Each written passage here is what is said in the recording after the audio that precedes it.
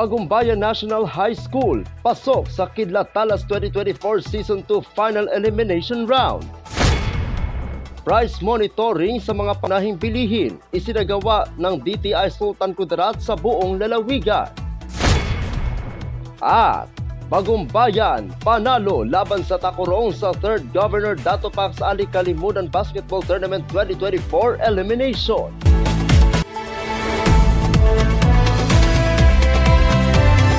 Yan ang ulo ng mga balita sa Sultan Kudarat Headliners.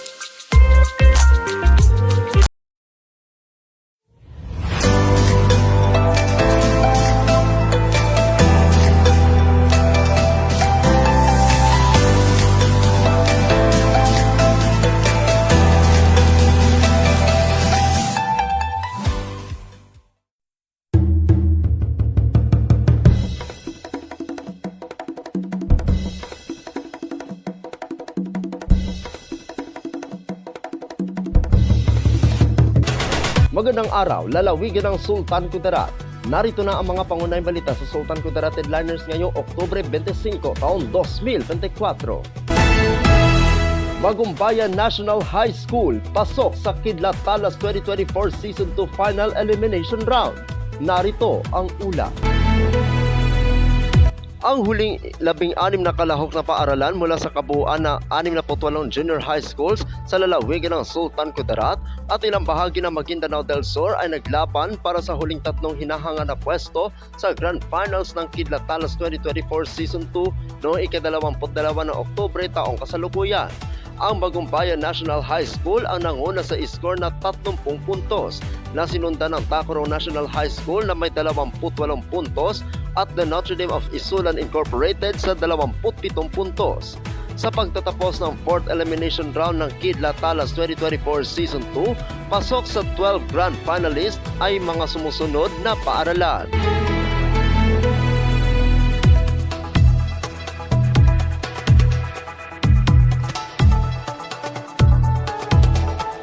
Sa pag-anunsyo ng 12 grand finalists, ang entablado ay nakatakda para sa isang epic showdown. Sino ang aangkin ng titulo ng Kidlat Talas 2024 Grand Champion? Samahan ang mga mag-aaral sa kapanapanabik na pagpapakita ng kinang, karangalan at kaluwalhatian sa ika-30 ng Oktubre taong kasalukuyan ng live sa Facebook page ng Sukelco at gaganapin sa Tacorong City Cultural and Sports Center. Ako ang inyong kaibigang Apolinario Tredi Valencia para sa Sultan Kudarat Headliners.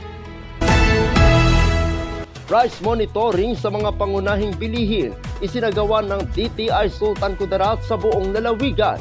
Narito ang ulat. Ang Department of Trade and Industry o DTI sa pamamagitan ng Negosyo Center Columbio kasama ang Local Price Coordinating Council at mga kawani ng BPLO ay nagsagawa ng price and supply monitoring ng mga pangunahing pangangailangan at pangunahing bilihin sa barangay poblasyon at barangay Telafaz sa bayan ng Columbio, lalawigan ng Sultan Kudarat. Ang aktibidad na ito ay alinsunod sa pagdiriwang ng Consumer Welfare Month at layunin nitong masuri ang kasalukuyang presyo at supply ng mga mahahalagang bilihin sa munisipyo at matiyak ang pagsunod sa mga regulasyon ng pamahalaan. May kabuuang 14 na establishmento ang namonitor, kung saan 10 grocery store ay mula sa barangay poblasyon at 4 mula sa barangay Telafaz. Ang mga presyo ay stable at ang mga inventaryo sa mga establishmento ay sapat na tatagal ng hanggang 1 buwan. Bukod sa bayan ng Columbio, kasabay din nagkaroon ng ganitong aktibidad sa mga bayan ng Balimbang, President Quirino, Bagumbayan, Esperanza, Lambayong, Libak, Lutayan at Isulan. Ako ang inyong kaibigang Apolinario Tredi Valencia para sa Sultan Kudarat Headliners.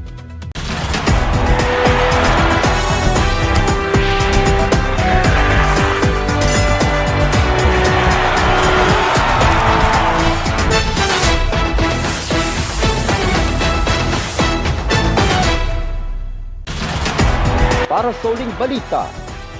Bagong Bayan, panalo laban sa Takurong sa 3rd Governor Dato Pax Ali Kalimudan Basketball Tournament 2024 Elimination. Narito ang una. Nalasap ng Takurong ang unang talo nila sa torneo na igupo sila ng Bagong Bayan sa puntos na 90-82 na kung saan buong laro naghahabulan ang dalawang koponan. Sa unang quarter pa lang, lamang na ang Bagong Bayan sa puntos na 25-23. Bumawi naman ang Takurong pagdating sa second quarter na kung saan lumamang ito sa puntos na 44-43. Sa third quarter, naging pantay na ang puntos ng dalawa sa 66-66. At sa huling quarter, dito na pinadapa ng Bagong Bayan ang Takurong sa puntos na 90-82. Sa nangyaring laro, ang Takurong ay may isa ng talo at 3 panalo at ang Bagong Bayan ay may 2 panalo at wala pang talo. Ang susunod na laro ng Takurong ay sa darating na ika-9 ng Nobyembre taong kasalukuyan na makakaharap nito ang Lutayan na kung saan sila ang maglalaro sa ika-2 laro. Ako ang inyong kaibigang Apolinario 30 Valencia para sa Sultan Kudarat Headliners.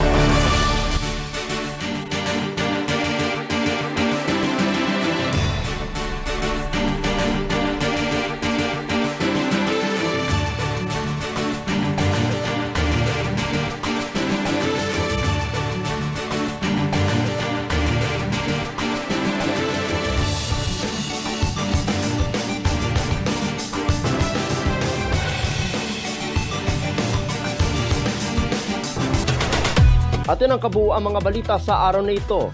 Mga balitang kailangan ninyong malaman. Balitang walang kinakampihan. Balitang totoo.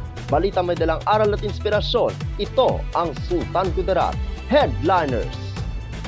Hanggang bukas, maraming salamat at magandang araw kaibigan.